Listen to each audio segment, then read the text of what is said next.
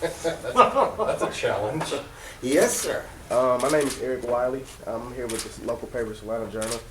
My first question would be, is this your first time speaking in Kansas after having a First time in Salinas, but Salina? to Kansas a bunch. I'm old. I've been to all the states. Gotcha. So you're familiar with Salina being the hometown of Marlon Fitzwater? Only because I read it in the chamber. But you know thing. Marlon, right? I know who he is. I never met him. Really? I didn't used to cover politics, so we traveled in different circles. I hate politics. Hate politics or hate politicians? Both. Most of them, anyway. I mean, the idea that these people spend all their time pandering and sucking up for money just so they can rule over us. Some of them want to do good, yes, but I find most are very narcissistic, power-mad, shallow people.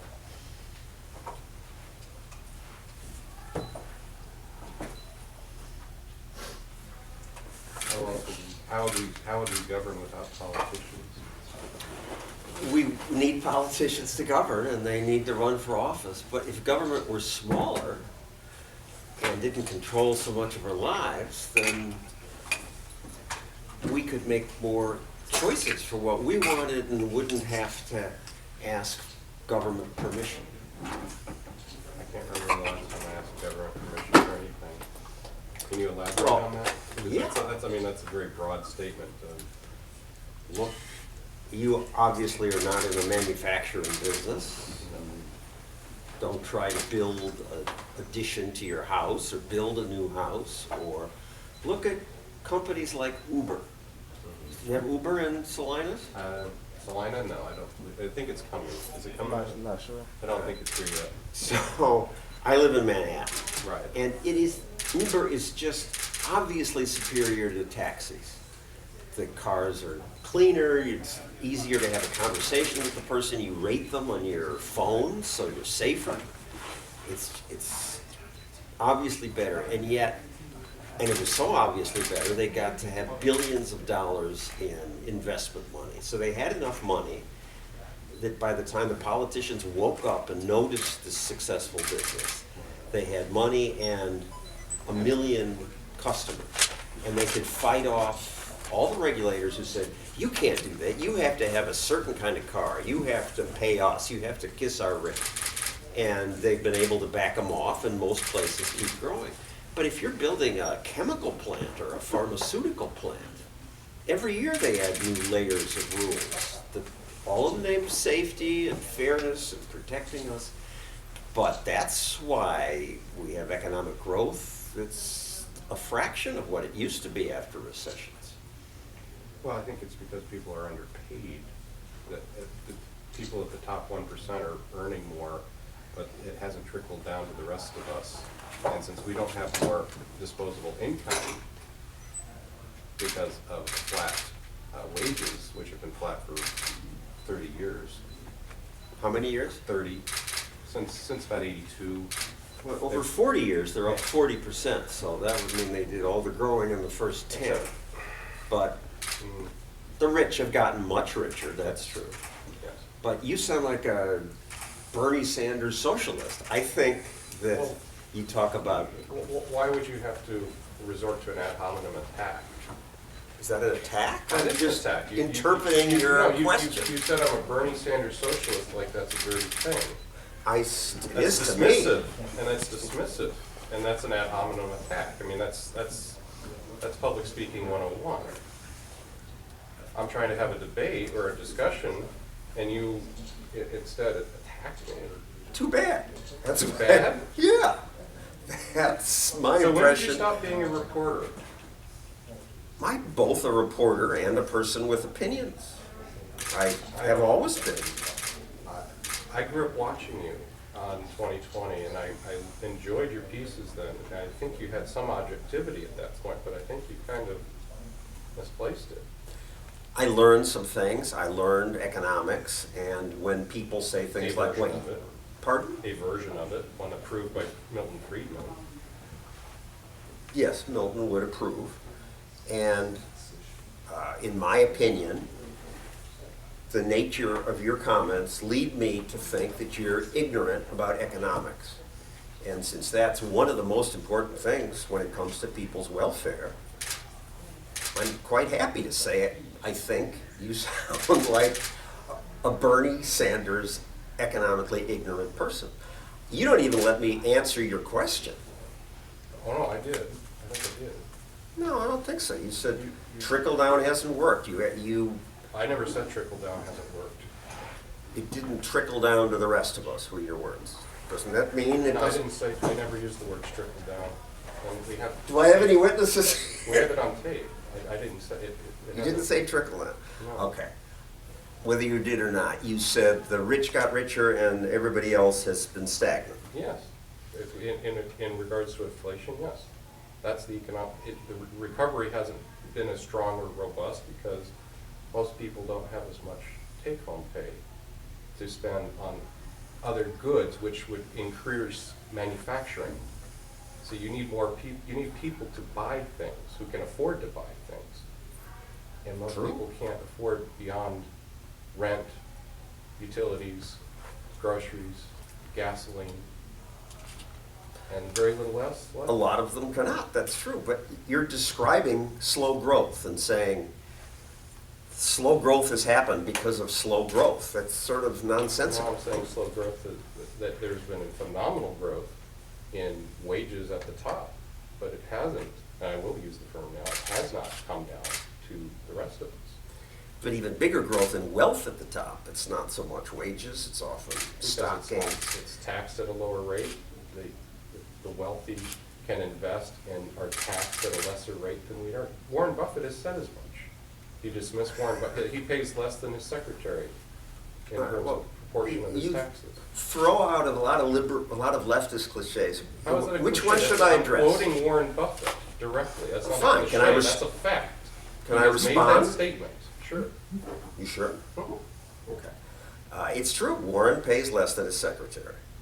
But Warren takes his money in capital gains. That's a lower rate.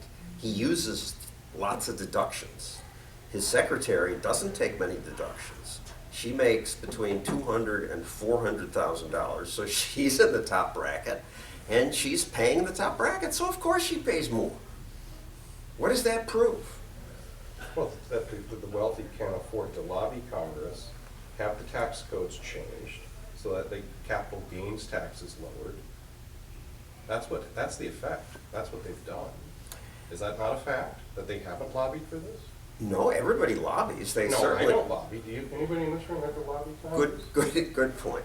Every interest group, as government grows, people spend more in politics and more people lobby to get what they want, which is a real problem. And that's why I argue you should keep government to what the founders had intended, to keep us safe and otherwise let people do anything that's peaceful. No subsidies for anybody. The capital gains rates have gone down. Obama raised them. But you talk as if the rich getting super rich is at the expense of the poor. If you include all the data, which is government transfers, after-tax income, and if you look at the consumer spending numbers, yeah, the rich have gone way up. But I say, so frickin' what? If the poor have gone up too, and they have, and I would much rather live in a country where the rich get rich and the poor get rich than a socialist country where everybody's poor. Bernie Sanders isn't a socialist. He's a democratic socialist, which is akin to most of what is Western Europe. It's democratic socialist, not socialist. So there's a big difference between the two. Sometimes he calls himself a socialist, and how much growth has there been in Western Europe?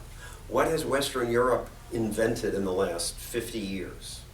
How high is youth unemployment in Western Europe? I think it depends on which country you're talking about. But here in Kansas, when the Koch brothers and others lobbied to eliminate the personal income tax, on small business owners, in which the Koch brothers somehow managed to qualify for because they're a privately held organization. The rest of us are having to pay more in taxes and other services. Our services are being cut, the poor are being affected here. Medicaid services are being restricted.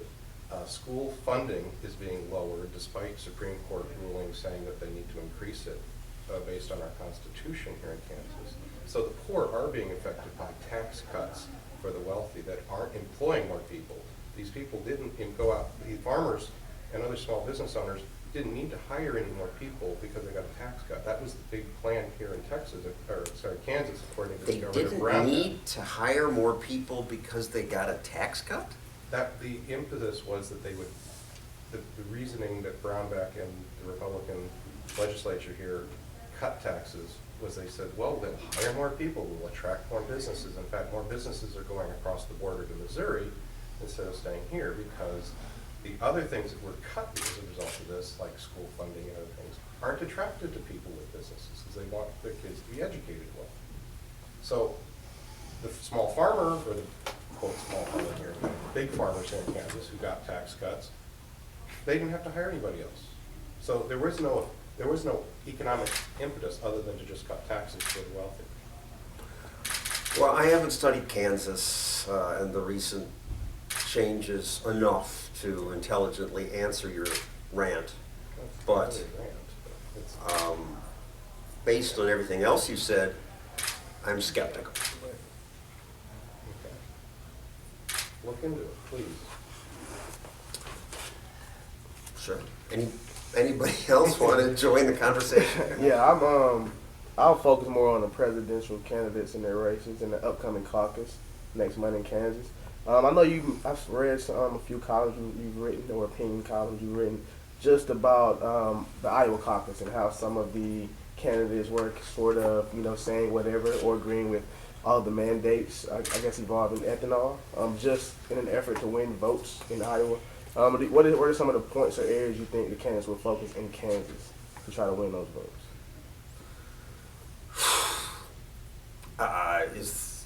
Again, I would think the ethanol mandate is popular in Kansas too, or I don't know. It's disgusting. The idea that one industry would get a special subsidy to produce a fuel that was once thought to be less polluting, but isn't, and even the environmental groups agree with that now, and even Al Gore admits he made a mistake on that. That there should be a level playing field. No one should get subsidies. Also makes food cost more, and that hurts poor people. And to get grow enough corn in America to replace oil, you'd have to cover all of America plus 20%. So it uses a lot of land to make corn, and now natural gas has made energy much cheaper. And the idea of being energy independent is mostly nonsense, partly because of the fracking discoveries, and also because trade is okay. It's not even true that we get our oil from the Middle East. Most of it, the imported oil, comes from Mexico and Canada, and I don't think they're likely to cut us off. When goods are free to cross borders, armies are less likely to. Going back on the presidential race, what do you think is going to be the outcome of the emails with Hillary? I don't know, and as I say, I don't like politics, and at Fox they always want me to speculate, and I piss people off by saying, gee, I don't know. Can't predict the future. The most reliable guide to what will happen is not pundits and not the polls even. It's the betting. Because people who put their money where their mouth is care more about being right and are less likely to delude themselves. Do you think Bloomberg's going to come into the race? Maybe. But the betting markets say Hillary is going to be president. She's almost certainly going to be the Democratic nominee, and she's likely to be president. And on the Republican side, I have to look it up quickly again, but I can The betting is illegal in America because foolish Republicans mostly banned these prediction markets. They've allowed a small one called Predicted.com. But the biggest one is called Betfair in London, since Americans are not allowed to bet. And at electionbettingodds.com, my producer and I have converted it to percentages that you can understand. As of 5 minutes ago, wow, Rubio's up to 58%, Trump's down to 22%, then Cruz at 12%. Bush at 5% For the Republican nomination. for the Republican nomination. For the presidency, Hillary's at 50% and Rubio is way down at, I mean, he's next at, press the wrong button here.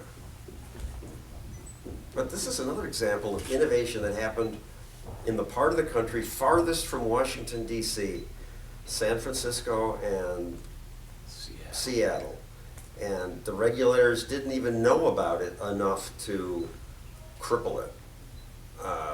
For President, Hillary 50.4%, Rubio 24.1%, Sanders 8%, Trump 7%. And historically the betting's been the most reliable guide. European prediction markets predicted Oscar winners, American Idol What's winners. Dick Morris say the prediction's gonna be? I don't know. I think I haven't heard a peep from him since he was so wrong last time. Also, his wife is a lawyer who I think represented the professional wrestler who beat me up once. So Dick Morris and I are not close. Well, he doesn't like me either.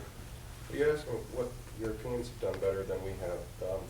Their cell phone rates are much cheaper than ours because you can walk into a Sorry, 7-Eleven. who's- The Europeans have much better cell phone costs than we do because the companies here have lobbied Congress, spent their dollars to make sure that you can't change the chip in your phone.